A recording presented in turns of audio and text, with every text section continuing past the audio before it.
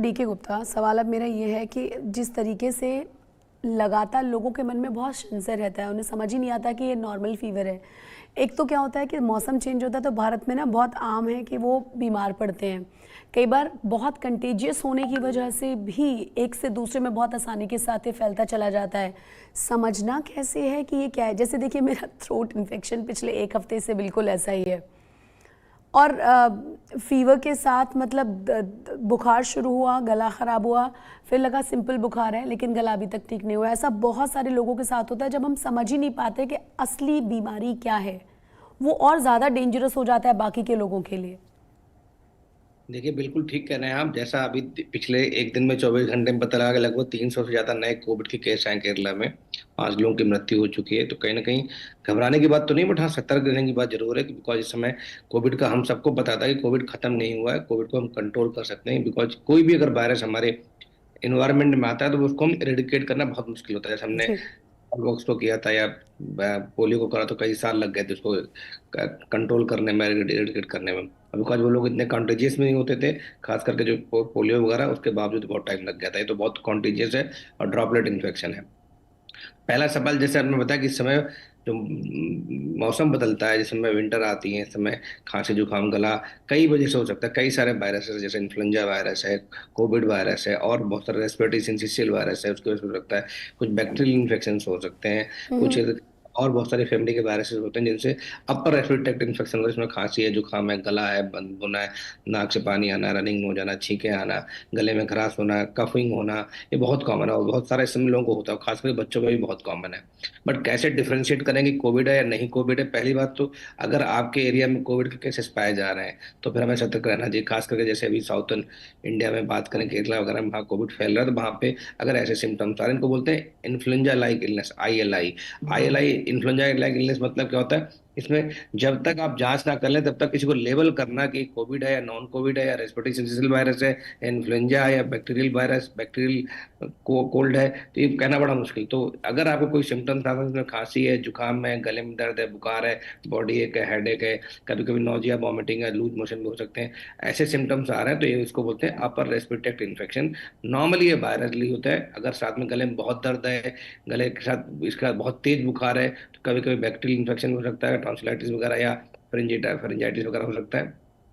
तो ऐसे केस में एक तो अपने आप को क्वारंटाइन करें, मतलब घर के अंदर रहें, मास्क लगा कर रखें, हाथ अच्छे से धोएं, हैंड हाइजीन इसको बोलते हैं। ठीक है, फिजिकल हम्म। डिस्टेंसिंग, सोशल डिस्टेंसिंग रखें, जैसे हम लोग पहले करते थे कोविड के टाइम। हम सबको पता है, बस दोबारा बताने की जरूरत है खाली।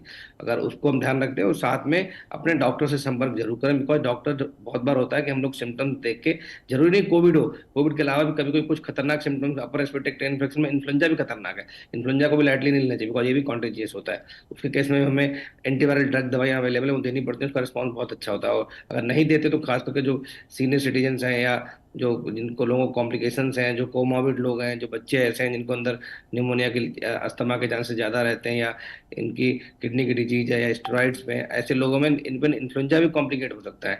तो हमें हर समय ये फैक्ट ध्यान रखना चाहिए, अगर कोई सिम्टम्स आ रहे हैं, उसमें कोई अनयूजुअल सिम्टम है और 1-2 दिन में ठीक नहीं हो रहे हैं, तो अगर ऐसे सिम्टम्स आ रहे हैं जिसमें अपर रेस्पिरेटरी ट्रैक्ट इन्फेक्शन जो ड्रॉपलेट से फैलता है, खांसी छींकने से, तो एक तो पहले क्वारंटाइन करें, हैंड हाइजीन का ध्यान रखें, रेस्पिरेटरी हाइजीन का ध्यान रखें, फिजिकल डिस्टेंसिंग करें, और साथ में अपने डॉक्टर से संपर्क करें। डॉक्टर की सलाह अनुसार तुरंत टेस्ट जरूर कराएं, बिकॉज अब कोविड का टेस्ट बहुत आसान हो गया है।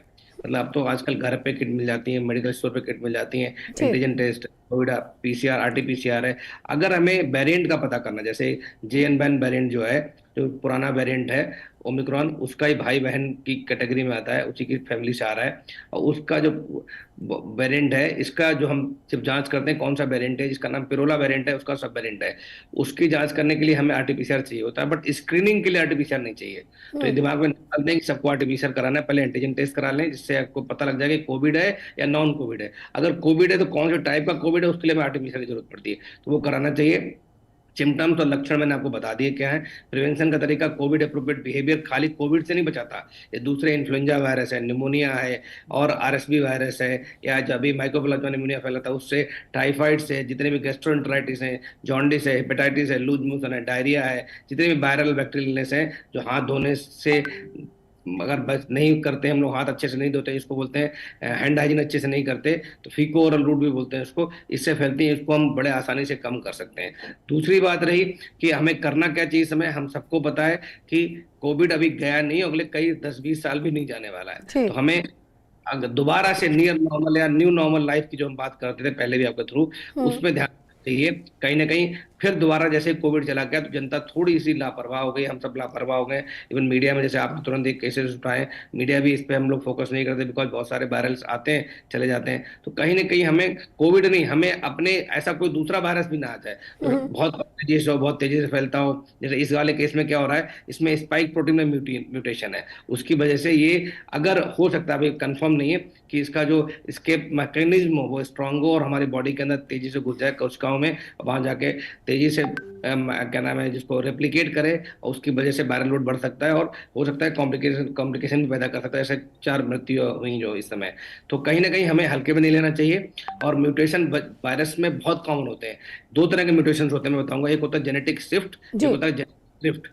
हम्म। या छोटे छोटे म्यूटेशंस होते हैं जिससे बहुत फर्क नहीं पड़ता, जिससे जो वायरस है उसके जो वेरुलेंस, मतलब उसकी संक्रामकता पे बड़ा फर्क नहीं पड़ता, मतलब बहुत सीरियस बीमारी नहीं पैदा कर सकता है, उसको बोलते हैं जेनेटिक ड्रिफ्ट बोलते हैं। और अगर किसी में बहुत तेज वेरिएंट चेंज हो जाए, मतलब उसकी स्पाइक प्रोटीन में बड़ा बदलाव आ जाए और उसकी वजह से उसकी जो वेरुलेंस है वो बढ़ जाए, या उसकी इम्यूनिटी, जो बॉडी की इम्यूनिटी हमारी कम हो जाए, उसको बचाव करने की क्षमता उससे कम हो जाए, तो वो उसको जेनेटिक शिफ्ट बोलते हैं। और हम ऐसा हर केस में करते हैं। इवन जब बात करें इन्फ्लुएंजा में भी इस तरह के वेरिएंट आते हैं जिसमें बार बार म्यूटेशंस होती हैं, इसलिए हर साल नया वैक्सीन आता है उसका। ऐसे ही कोविड में क्या होना चाहिए, हर साल डिपेंडिंग अपॉन कौन से वेरिएंट अवेलेबल है इन्वायरमेंट में, जी। कौन से में, कौन से दुनिया के कौन से जोन में, उसके हिसाब से हर साल वैक्सीनेशन की प्रक्रिया चालू करनी चाहिए। बिकॉज अदरवाइज इसको हमें कंट्रोल करना बहुत मुश्किल है। हम्म। एक बहुत मिथ फैल गई है पूरे देश में, बाहर की वैक्सीन की वजह से बहुत सारे हार्ट अटैक हो रहे हैं, बहुत सारी प्रॉब्लम्स हो रही है। मुझे लगता है ये मिथ है, अभी तक ऐसा कोई फैक्ट नहीं आया है। तो अभी हमें वैक्सीन के बारे में भी, हमें अभी भी अवेयरनेस क्रिएट करनी चाहिए। जिन लोगों को बूस्टर डोज नहीं लगी है उनके बारे में बूस्टर डोज करें, और अगर पॉसिबल हो, अगर सब कुछ सेफ्टी और उसकी प्रूवन है, तो वैक्सीन को कैसे हम नेशनल इम्यूनाइजेशन प्रोग्राम में ला सकते हैं, जो बच्चों के लिए भी है, बड़ों के लिए, सो दैट कोविड जैसी जो महामारी है जिससे हम कैसे हम इसको कंट्रोल करें, कैसे से बचाव जी। करें।